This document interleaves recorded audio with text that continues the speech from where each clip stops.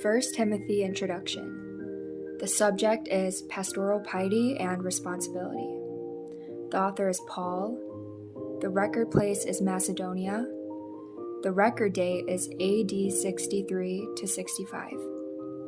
Written to Timothy. The first chapter is on Beware of False Lessons. The second chapter is on Public Worship. The third chapter is on About the Person in Charge. The fourth chapter is To Keep the True Lesson. The fifth chapter is the relationship between pastor and believer. The sixth chapter is Pastoral Qualities. Understanding Timothy. Paul's first release from a Roman prison was around AD 63 to 65, and his book while traveling to the east is called the Pastoral Epistles, along with a book of Titus and 2 Timothy. These three letters were sent to Timothy and Dio, who were pastors in the churches of Ephesus and Crete on behalf of Paul at the end of his life. On the other hand, they were classified as pastoral letters because they are private letters in form, but generally contain public teachings on church governance. Among them, the first written book was to warn Timothy, a minister who was pastoring at the church in Ephesus after the Apostle Paul, to warn against the Gnosticism that prevailed at the time, to guard against heresy centering on the organization and supervision of the church, and to ethical counsel from members.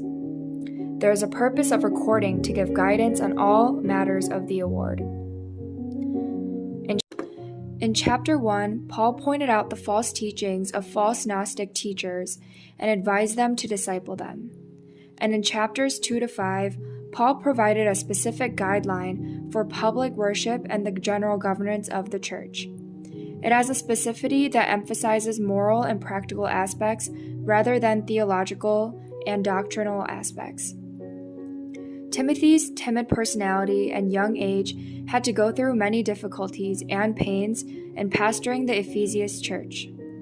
Accordingly, Paul recommends that you do not give in to any challenges and threats, with patriotic comfort and encouragement, and to strengthen your ministry by maintaining the attitude of Christian life. This book is an excellent guide to the principles and practices of God's work, not only for the pastor like Timothy, but also for all members who are deeply involved in God's work in any form. Central theme. Paul asked Timothy to preserve the Christian faith through upright doctrine and examples of righteous living. Paul warns against ascetic heresy that denies the doctrine and recommends fighting the good fight with the false teachers who preach it. In order to defend the true doctrine, we must actively understand God's economy and the truth of salvation, and be wary of those who passively pervert the Bible for personal purposes. Church leader qualifications.